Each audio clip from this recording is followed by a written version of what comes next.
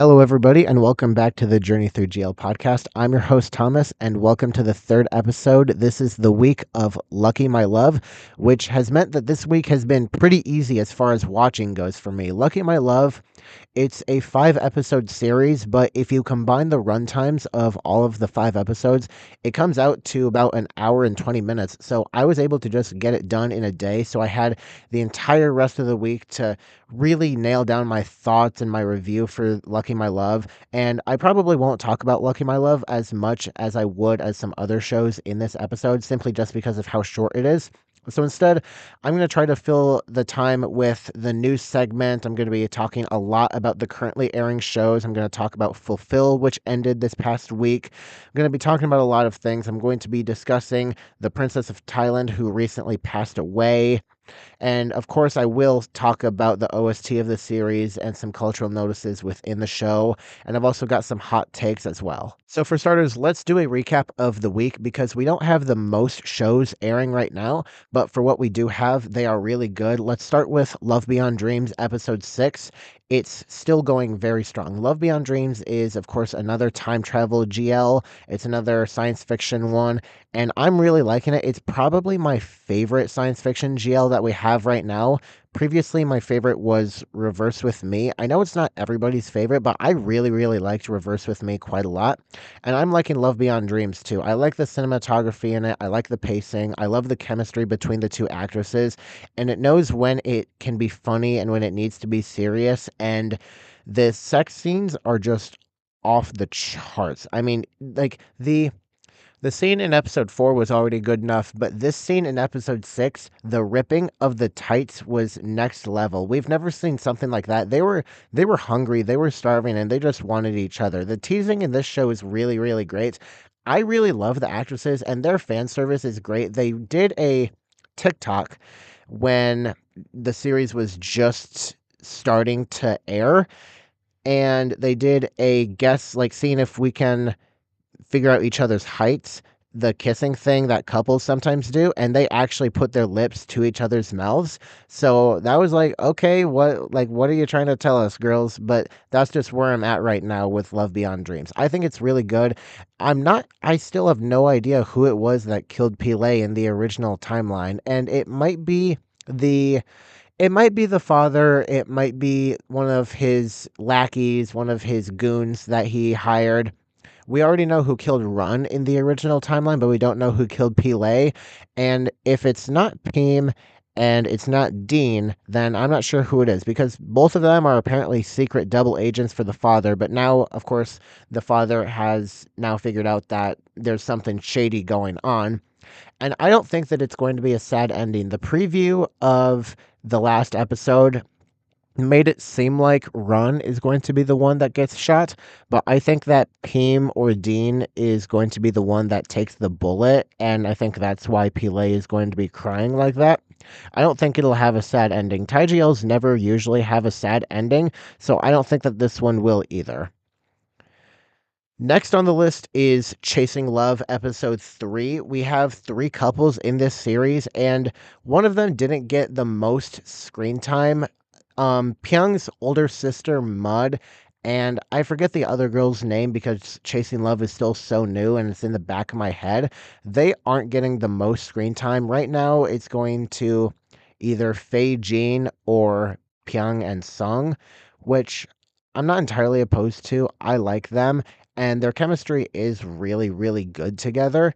But I do wish that there was a bit more of like compromised time and showtime between the 3 couples, but that might just be me. With this episode, I really am not sure why Song doesn't have more of a backbone because why, like, if she already beat him, the guy that was trying to take over her position, then why would she need to feel scared about anything?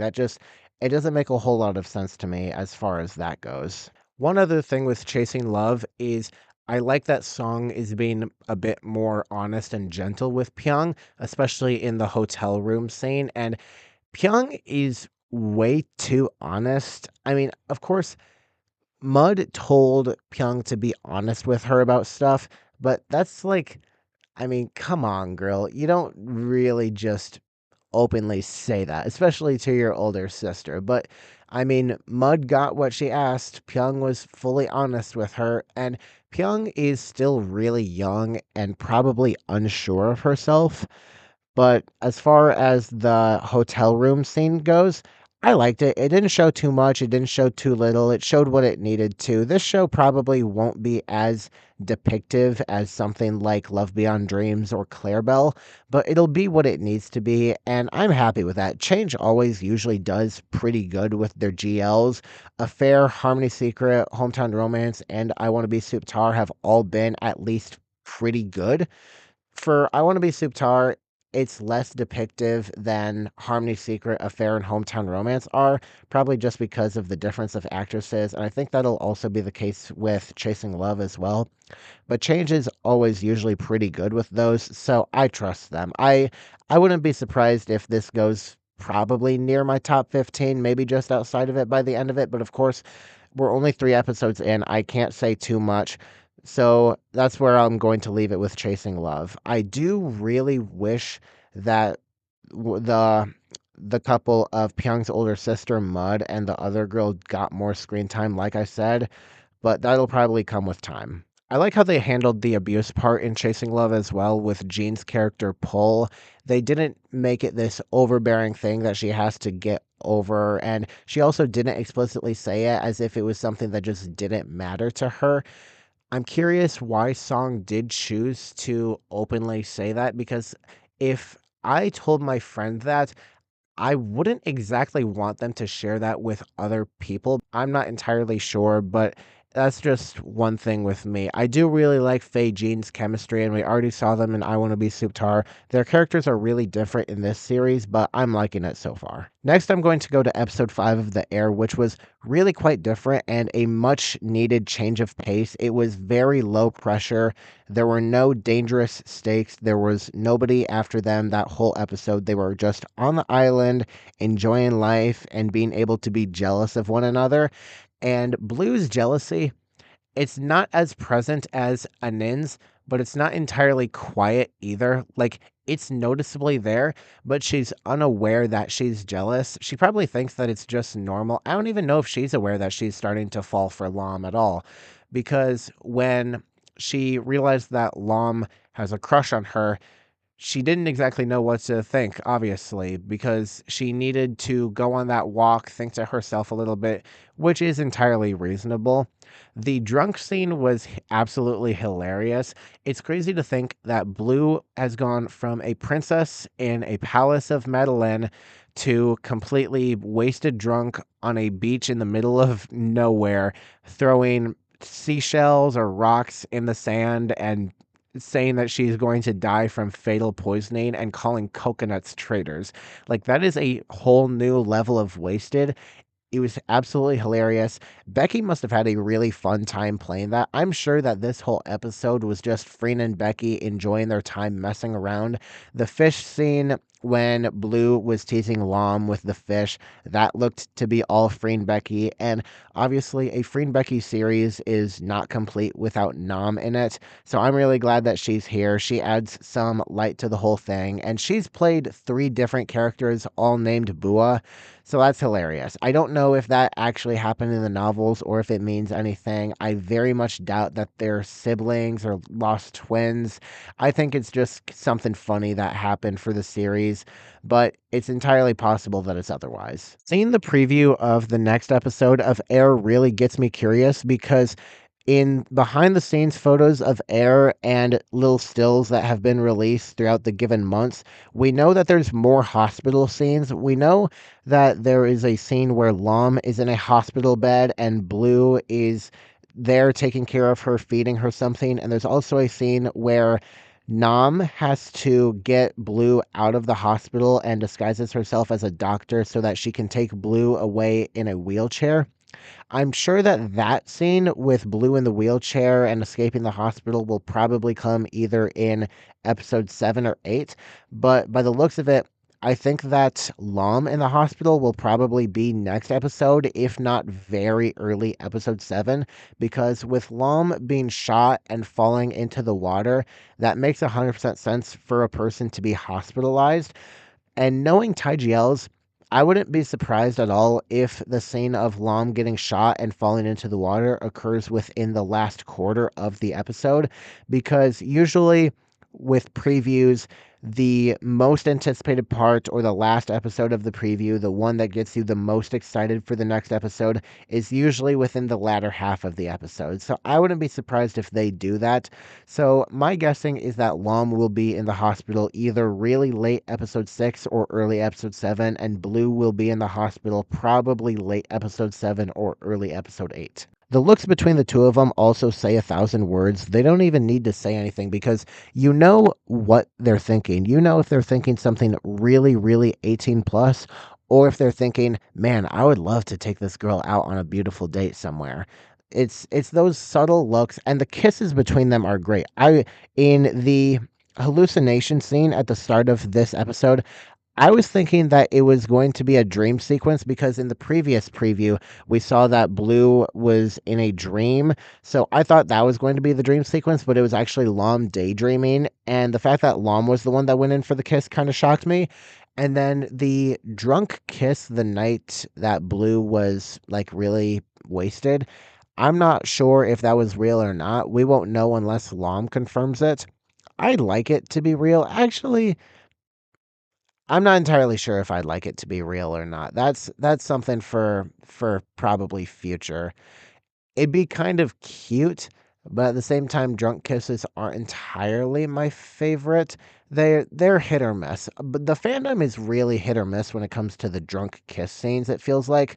But whatever. That's something for another time. But the next episode of The Air is looking to ramp up the action once again, so I'm looking forward to it. Now, for Enemies with Benefits, I haven't been able to watch it yet because today is Enemies with Benefits Day, and I haven't been able to watch it yet because for the first half of the day, I was watching Blush Blossom, and then I had stuff to do all day, and then my internet went out. So I haven't been able to watch episode 7 of Enemies with Benefits yet. So sorry.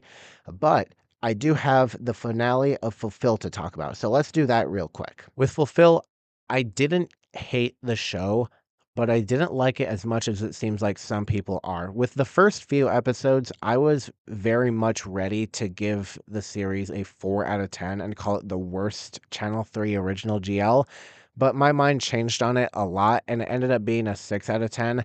I really did not like either of their characters at the start of the series for multiple different reasons. Mainly Fun's character. I thought that a lot of the things that she was getting upset at Un for were really unreasonable and unjustified. And then the whole threatening divorce thing, and then Fun crying when Un came home thinking that Un was actually going through with the divorce. That didn't make sense to me. I thought that their characters were ridiculously just unrealistic, but that's also probably because I'm not a woman and especially not a queer woman. So that's something that I need to learn a bit more about. But I ended up liking their characters more as the series went on, and when they were working together to beat Mr. Crit, I really liked that. It was weird seeing a Nin's brother as a villain character, but he did a good job for what he was given. I'm sure that Channel 3 didn't give him the most stuff to work on, but for what it was really good. And I thought that the kid part of the show was going to be done a little bit different. I was expecting something like IVF or adoption, and it did end up being adoption, but not in the way that I imagined it being. And IVF not being possible in Thailand for women, that I don't know if that actually is a thing. I'm gonna have to do research on that. But for the adoption part, I liked it. It's kind of a nice way of sending off Nung's character, and it has an actual familial connection to both Un and Fun in a sort of type of way. And them raising their son was really cute to see. I didn't like that Fun got upset at her son and Un for just playing doctor and drawing cat noses and whiskers and eyes on their face.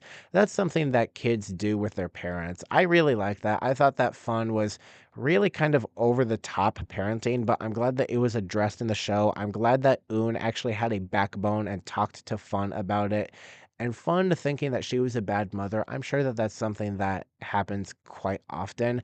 But Un's reassurance was nice, and I liked the way that the episode ended. It was a really nice way of closing off the Channel 3 original GL universe, even if Fulfilled does break continuity with the other Channel 3 original GLs, which I'll explain that right now. So, the four Channel 3 original GLs are Only You, My Safe Zone, Play Park, and Fulfill. Only You and My Safe Zone are directly connected because in the finale of Only You, we see Lena Mew make a cameo. Although their characters are not explicitly named, in My Safe Zone, we see Tawan and Isla make a cameo. So now that confirms that the Lena Mew cameo in Only You is Lynn and Jane. It's not entirely for sure when the two take place in respect to each other, but I'm pretty sure that the finale of Only You takes place probably sometime between episode 4 and 5 of My Safe Zone. That's my best guess. And then in Play Park, in the first episode, we see Lena Mew make a cameo at the actual play park itself. And although their characters are not explicitly named, it's comfortable to assume that it is Lynn and Jane because at the end of My Safe Zone, we see that Lynn and Jane adopt a little girl. And where do you take your kids? To an amusement park, of course. So I was comfortable assuming that it was Lynn and Jane. And then at the end of Play Park, we saw Bam make a cameo, and again, their characters were not named, but considering that everything else had been connected or very easy to assume that it's connected, I thought that it would be fun in Un, but then in Fulfill, Channel 3 completely disregards continuity and they say screw it because Ling Orm, Lena Mew, and Tan all play completely different characters, so I don't know what they were thinking. I never trust Channel 3 with something original, but we do have In Love Forever next week. It looks really good. I'm really hoping that I like it a lot. I never go into a series wanting to not like it, and Ling Orm are very popular. I really, really, really want this to go into my top 15, and by the looks of it, it definitely could.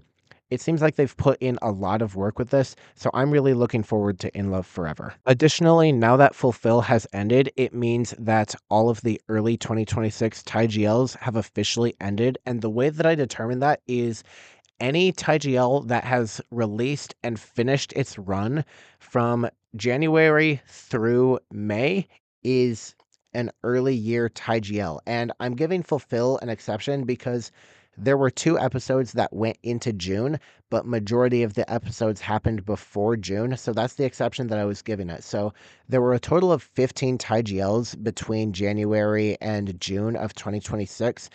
And I've watched all of them. Like I said, I've watched every TIGL, and I'm not going to go too much into it because I already went into it on my TikTok page. So if you want to see more thoughts about that, definitely go look at that. But in total, I'm going to list off the TIGLs and my rating for them. So starting at number 15 is Shock Me Girls with a 4 out of 10. Then Be My Angel with a 4 out of 10. Shadow of Love, 5 out of 10. Play Park, 5 out of 10. Frozen Valentine, 5 out of 10. Fulfill, 6 out of 10. My Only Sunshine, 6 out of 10. Then it goes to Broken of Love, 7 out of 10. Then it goes to Girl Rules, 7 out of 10. I Want to Be Suptar, 7 out of 10. And now for my top 5. Heart Code at an 8 out of 10. Then Hometown Romance with a 9 out of 10. Shades with a 9 out of 10. Now, Shades is not technically over yet, but considering that it's on break, I decided to count it. I'm giving Shades a 9 out of 10 as well. My number 3 spot. And now for my number 2. Four Elements of the Earth with a 9 out of 10, and my number 1 is Four Elements of the Water, also with a 9 out of 10. The Water went into my top 5 all time. I love it a lot.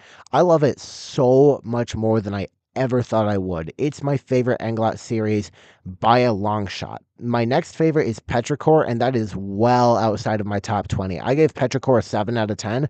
I loved The Water so much.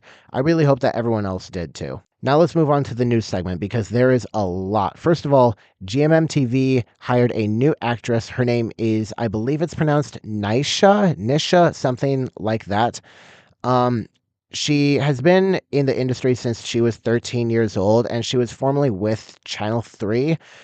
She spent some time as a freelance agent, but now she's working with GMM TV. And there's some speculations that Nisha will join GMM TV's new TIGL lineup next year, with potential partners being Tu, Krim, and the fan favorite Piploy. Personally, I'm in the favor of Piploy because the internet will completely break if that happens. And Piploy has been wanting a partner for a very, very long time. So if we could get Jamie Earn and Nisha Piploy for next year's GL lineup for GMM TV, that would be completely amazing. And it would give more couples for Blush Blossom next year. Next, I found this Twitter review of a fair, and I have not read it yet, but it seems to be pretty good. And Affair is my number one favorite, so I wanted to take a look at it. So let's get started. I've been a lesbian for as long as I can remember. If you ask me what sapphic movies are real and show the real life of lesbians, in my opinion, Affair the series has pushed the bar the highest in the history of sapphic dramas I've watched. If we talk about the character dialogue, it is quite human, not too black or white. There is a bit of gray in the middle, but the actresses are the ones who can convey it well, because they made me believe that Juan and Pling are really real human beings with that kind of personality. Everything is so good and perfect. They're not like other straight actresses who play sapphic characters, and we can tell that it is not real and there's still awkwardness. But Look Me and Sonia made me believe that they are women who really love women. But I must say first that I will not refer to any other GL series. I will only talk about this series. The story of Affair is true to life. It is a story that is close to life and not a fiction story with unnatural dialogue. Everything in this series is natural, and what I like the most is that this drama became a hit unintentionally. The company didn't bring the two actresses to events or work together beforehand to make them a couple. The company promoted them as actresses, and Look Me and Sonia worked very hard on the roles they received. Both workshopped hard so that it became a drama that was unlike anything we had ever seen before, and it was like a normal couple of women and men loving each other. It wasn't a love story between woman to woman or men to men. It was very tangible. And what I like most about this drama is the characters yearning. It's not love, but yearning. Especially the kissing scene that looks so real and so done. And it doesn't look 18 plus or anything like that, but it looks very, very pornographic because the actresses really feel that way. If the actresses really feel the characters, that drama will be popular. These two actresses are actually friends in real life, but when they were in a scene together, it made me think, why would I ship them as a couple? They really, really love each other. The story is strong, the actresses in the series play well, the lighting in the scene supports everything. I think the author of the novel or the scriptwriter of this drama should have done their homework on how lesbians in real life talk.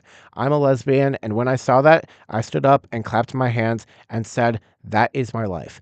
Among the many other GLs that have been coming out recently, this is the one that my friends and I watched and said that this is our real life. So I want to tell the actresses to thank them for acting it out so realistically. I would like to tell other companies that are making and thinking of making GLs not to think that they will only take two beautiful women and just put them together and it will be a hit. You have to pay attention to the script, the performance, and the actresses. It will come out in a way that is satisfactory enough to be widely talked about to this extent. I think that that is perfectly said. I love Affair. That is everything that needed to be said. Affair is so good. It's so far high above the others, not only in storytelling, but also the romance and how it depicts the romance. It's amazing, and I can't wait to get to Affair in a few weeks. I'm not going to say who made this review. It was not me, but I found it, and Affair is my favorite one. It's perfectly said, well done. That's amazing. Moving on with the news. The author of Four Elements, called Salmon, is now working on another 4-part novel series called Four Factors. And The Shelter is the first one, and it's already finished and available on MedMarket. However, it is only available in Thai. And the 4 novels are called The Shelter, The Cuisine, The Medicine, and The Apparel. Now, instead of it being between cousins, it's rather just best friends that have known each other for a very long time. and it's speculating that if they ever get adapted for series adaptation, who will play them? Personally, judging off of the covers alone, I would really like it to be Look Me Insania, Fei Mei, and probably either Jinjae and Lingorm. But that's just my personal opinion. There's lots of other really, really, really, really good options. Not to say that other actresses don't deserve it. Not to say that Milk Love shouldn't be in it, or Namtan Film, or even Emmy Bonnie. But I just think that that's who could most accurately portray them based off of the covers. I've not read the novels, and to be fair, with North Star, when they adapted the Four Elements saga, only Apple Mim are the ones that are actually contracted to North Star, because Englot are under MGI, and at the time, Free and Becky were with Idol Factory, but they're obviously not anymore. And I don't know about Nam Nung Noi. I have no idea about them. So it's not entirely necessary for the company that gets the rights to the novels to have the actresses contracted under them, but it would probably help at least a little bit. Next, for a couple pretty simple things, there was a Prada event in New York City, and we saw a video of Namtan dancing with Charlie D'Amelio at the event. It was on Charlie's Instagram story, and it didn't break the internet, but we were all so confused because that's just a collab that we had never even expected before. We also got a release schedule for The Fire, which we now know when the first episode will be. The first poster is going to be tomorrow as of recording this episode, which will be today when this episode comes out, actually. There's been a bit of a fan war between Phi and Yoko fans. Phi fan meets in China are being reported for personal reasons by Yoko fans. They've been canceled. There have been a lot of GL things in China that have been canceled and not really worked out. It's strange. I'm going to stay out of that. In the last episode of The Air, there was a scene when Lam was speaking English, and everyone thought that it was AI because it didn't sound like Freen. But in a behind the scenes video, we got confirmation that it was actually Freen speaking and not AI. So it goes to show how good her English has been and been getting since the start of Tai GL, because she wasn't that great at English when she first started, and now being able to speak pretty fluently, so good so that people think it's AI, that's really good. Next up, we got some news that Look Me Insania's next series will be cute and romantic, but not a pure comedy. So it will probably have some dramatic elements in there. And for some reason, this has been putting some fans off, because fans have been saying that while Hometown Romance was really, really good, they don't want another rom-com, fluffy, wholesome, lighthearted drama. They want something more like Affair and Harmony Secret.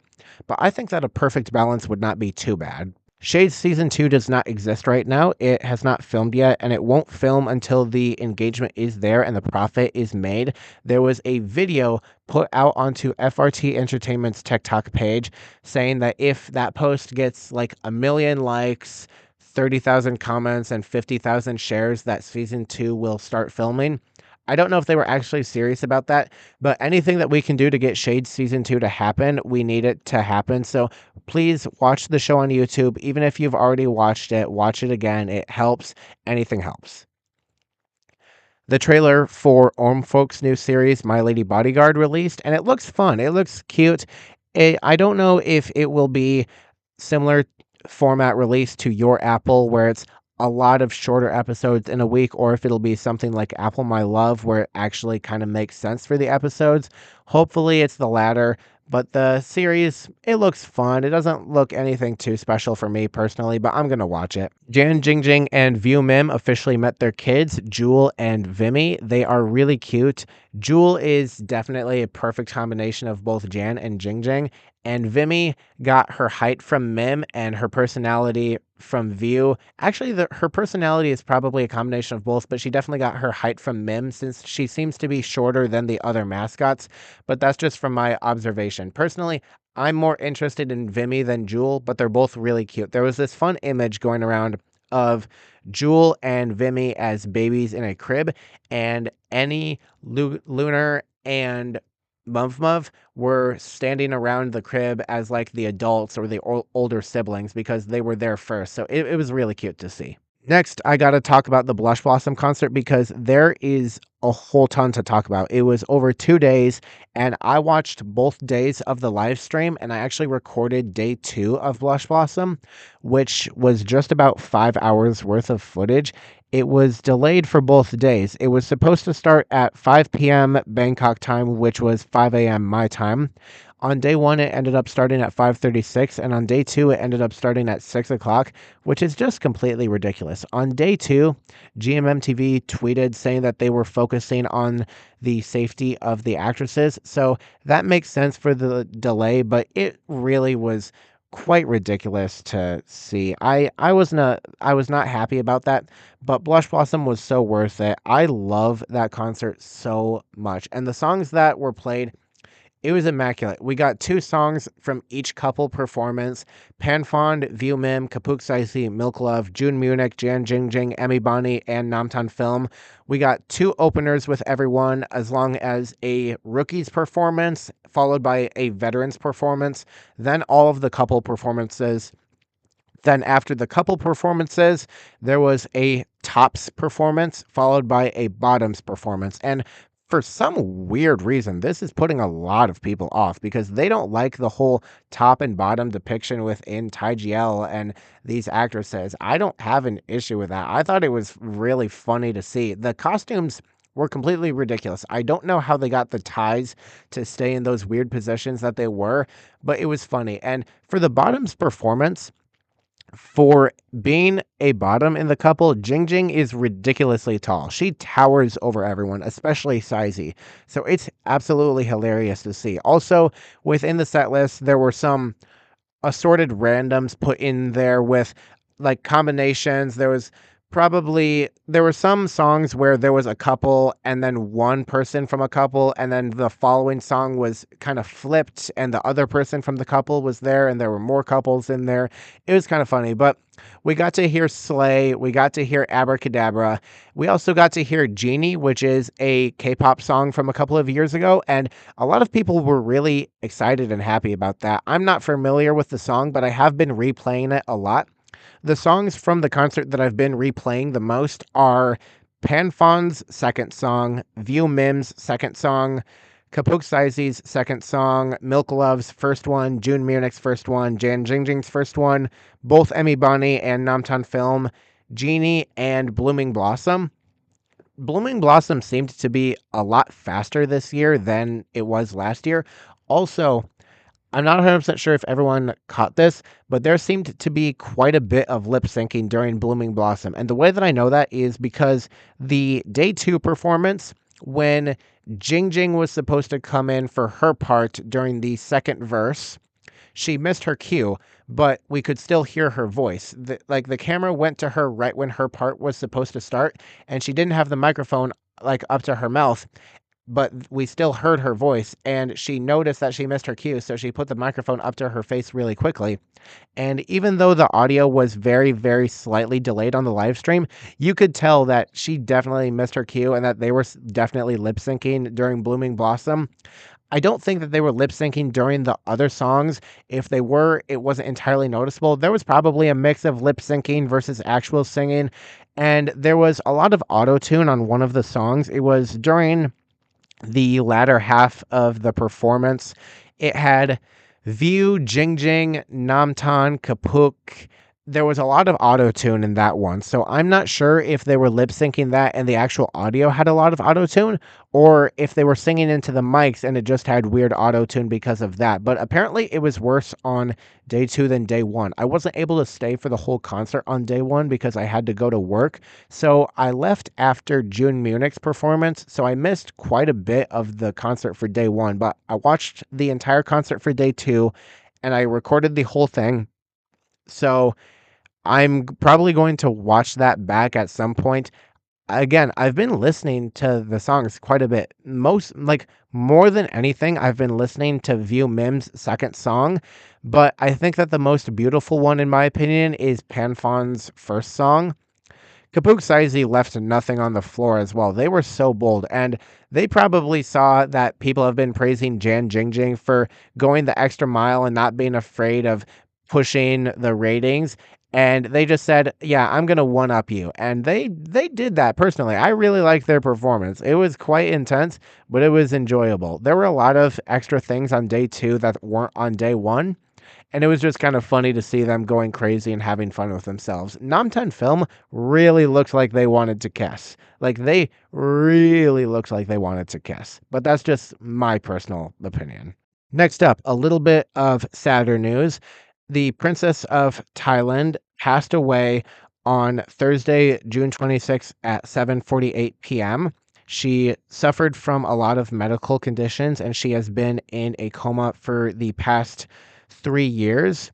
She was born in 1978 and studied at Cornell University, becoming a doctor of judicial science with a master's from the Cornell Law School.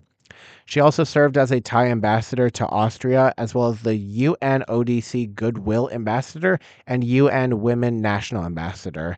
She was beloved by the citizens of Thailand, and her health had been worsening for many years. Oftentimes, she would pass out all of a sudden on the spot. She had cardiac arrhythmia, and she was suffering from a lot of health problems, but they wanted to try to save her, and unfortunately, she just wasn't able to make it. So, this will probably have an effect on a lot of shows that are currently airing.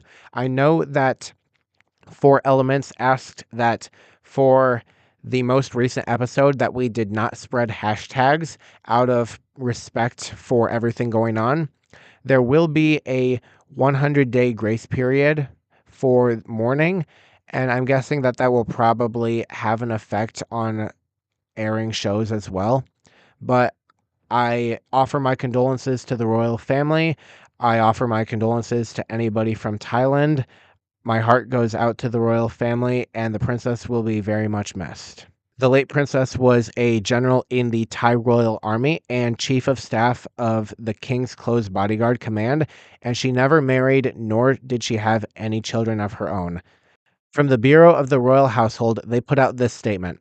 Since May 21st, 2026, Her Royal Highness had been suffering from a deteriorating condition due to an abdominal infection caused by inflammation of the colon, low blood pressure, arrhythmia, blood clotting disorders, and despite the close and diligent care provided by the medical team, her condition progressively worsened until Thursday, June 11th, 2026 at 7:48 p.m.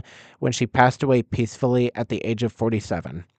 His Majesty the King has issued a royal decree instructing the royal household to arrange the funeral with the highest honors according to royal tradition and to place the body at the Piman Ratia Throne Hall in the Grand Palace. Her Royal Highness held a passion for women's rights in the criminal justice system, which saw her assist the creation of the 2010 UN rules for the treatment of women prisoners. Now, I think I have wasted enough time. It is time to move on to the series of the week, which is Lucky My Love. It released on October 28th, 2023, which was exactly 8 months after Show Me Love released. Now, the series is only 5 episodes long. However, combined, it has a time of total 1 hour and 20 minutes. So you can definitely get it done within one day, which is what I did. And I have some positives and negatives about it. But first, I have to give my rating using the 2 decimal point system out of 10. Sam Song Nung, giving Lucky My Love a 3.36 out of 10. Now, for the positives, I want to get this completely out of the way because I did enjoy it more than I thought that I would. So, Bemin and Near have really good chemistry and seem to be able to do laughable comedic scenes well, and also the serious or jealousy scenes mostly well too. The writers definitely wrote the cute moments between them really good. And at the cafe, when Wayla brings Nubdao some hot chocolate, Wayla being pouty and rejecting Nubdao, those cute moments are what I really like about it. And I honestly thought about giving the show a 4.01 out of 10, which the first time I gave the series a 3 out of 10, I didn't give it a 4 out of 10, but I was really considering giving it a 4.01 out of 10 until I thought a little bit more about the series. And because even though it's only 5 episodes, it was able to do a lot right. But for such a short runtime, I wasn't entirely sure if I could do that. But I did watch it all on YouTube in the full cut again, which is what I would recommend. Don't watch it in 5 episode format. Watch it all at once. It makes it so much better. But for an hour and 20 minutes, it just feels like there's no character motive or development at all. It just feels like it goes from one thing right to the next in an instant, and there's not any progression of romance. It just kind of happens. However, the background music is really good, and it's also the first time that we hear a now really iconic background music in TIGLs. There was also one that happened in Show Me Love as well. If you've watched any TIGL, you're probably familiar with the doo doo doo doo doo doo bum bum bum doo doo doo doo doo doo background music. That one first appeared in Show Me Love, and there's now another iconic background music that came out in Lucky My Love. So I enjoyed it. I thought that it was fun. I definitely enjoyed it more than my first time watching. My first time watching, I was really struggling to get through it. I watched it in 5 episodes rather than a full cut the first time that I watched it, which was probably a mistake, but I definitely enjoyed Lucky My Love. I couldn't give it a 4 out of 10, but for what it is definitely good. But for the negatives, all 5 episodes of Lucky My Love curveball around 18 to 20 minutes. It is that short. Although I have to say, again, I wasn't nearly as bored of this series compared to when I first watched it. The production of this series is definitely in the negatives, though, because the scenes in the office, like, that is not an office. The office has nobody in it besides for the main cast, and I'm very confident that the bar from, like, episode 4 or something was just in the basement of the office building that they were renting for filming the series. This feels like another experimental series once again, similar to Show Me Love, just to see test the waters, see what can happen. Do people like it? Do people not like it? What is happening? Is it popular? Is it not popular? It's just a random test thing. When I rated it a 3 out of 10 when I first watched it, that was because it bored me so much and I wanted to end it so much. But now I'm giving it a 3.36. And again, I thought about giving it a 4, but I didn't because it just moves too quickly and never gives any time to process anything. If you want to watch it, go for it. It's not as terrible of a time as you may think, and it wasn't as terrible of a time as when I first watched it. I would probably watch it again if I was asked to, or if I wanted something to watch. But it just gives no closure, and it's rushed more than anything. It doesn't have a real proper ending either.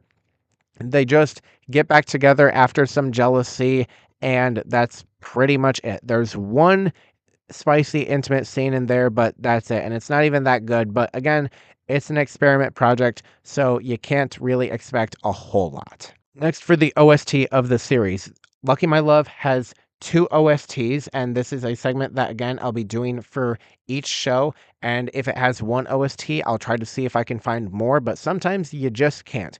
For Lucky My Love, it has 2 OSTs, one called simply Lucky My Love and another one called Astrophile. And this one was really hard to decide which one I thought should be the OST of the series because they both were played a decent amount of times, both have a lot of meaning for the show. However, the OST of Lucky My Love is the Lucky My Love OST. And again, truthfully, either one of the OSTs could work just fine as the OST of the series, but I chose this one because there are a few more lyrics that more directly align with what happens in the show, and it's played more often than the other one. Remember, not always will the one that is played the most or the opening credits one be the OST of the series.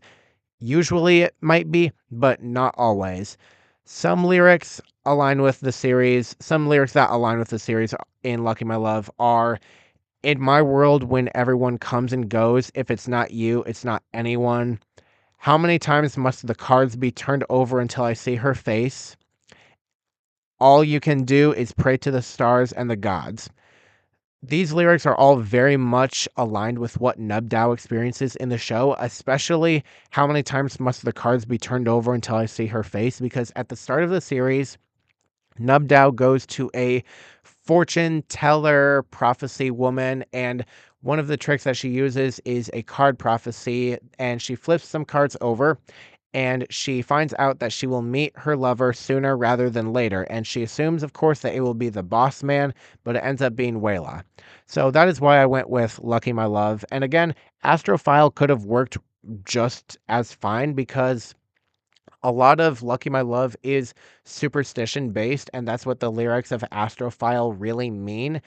It's a slow ballad that's played pretty often in the series, and the lyrics do have meaning for both Wayla and Nubdao, but I just went with Lucky My Love because there's just a few more that work than in Astrophile. But either one could work. If you said Astrophile is the OST of the series, I would not be upset about it. I want to talk about some superstitions and cultural notices that are in Lucky My Love as well. And while there are not many within this series, there are still some important things of note, such as many times throughout the show, the characters tell each other not to wear certain colors on a given day.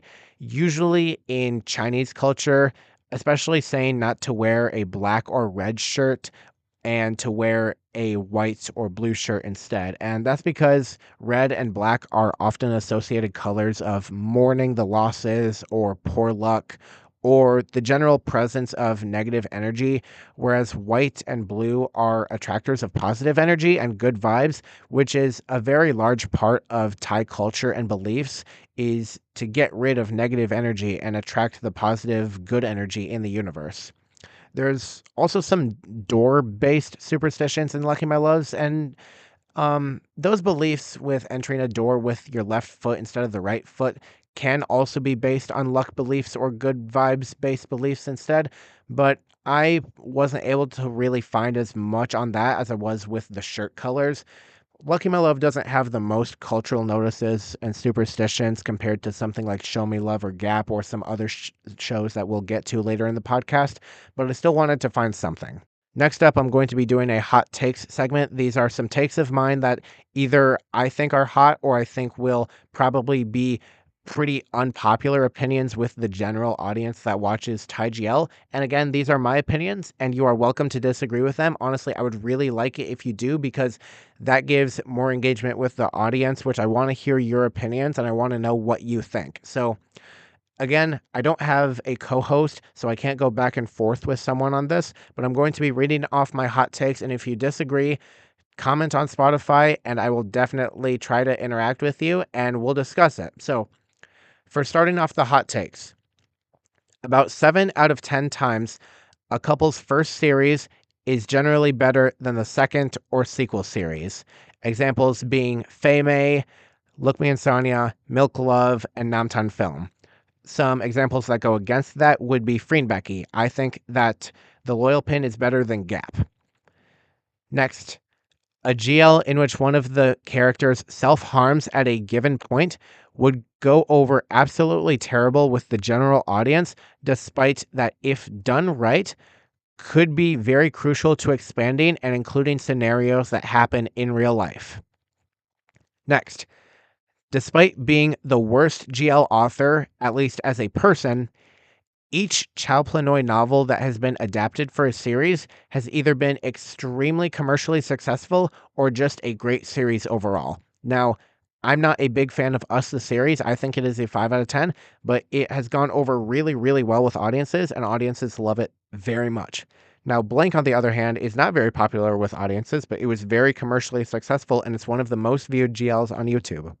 Next, nostalgia is a hell of a drug, and there are only 3 2024 GLs that beat all of the 2025 and 2026 GLs.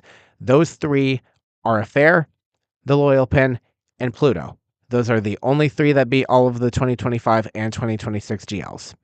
Lastly, and this might be a really hot take because it's a very unpopular opinion, but A Princess Tale, the OST from Pluto, is not the best OST from the series, and it's not even in the top 2.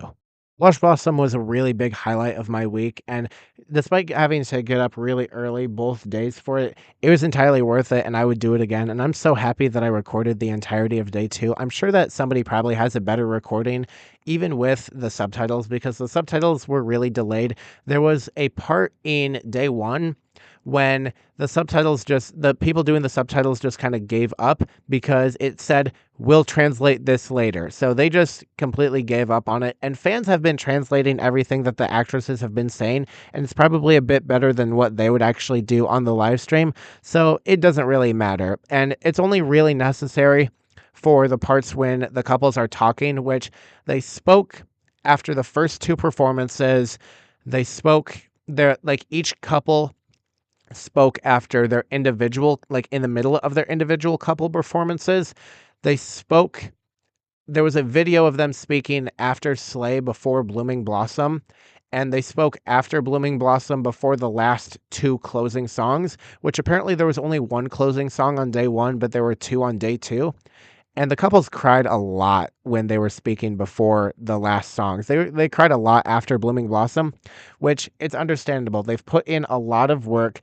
It looked amazing. The choreography looked so hard. So they clearly put in a ton of work. And in the video of the behind the scenes process, they were in this massive stage area. I can't even imagine how much time was put into there. Like probably really early mornings and late nights. They put in a ton of work and it's clearly worth it and it's paid off. They would probably not have it any other way, but they're probably so tired and honestly, probably both a mixture of happy and sad that it's done, which is entirely understandable. I loved it a lot, and I hope everyone else did too.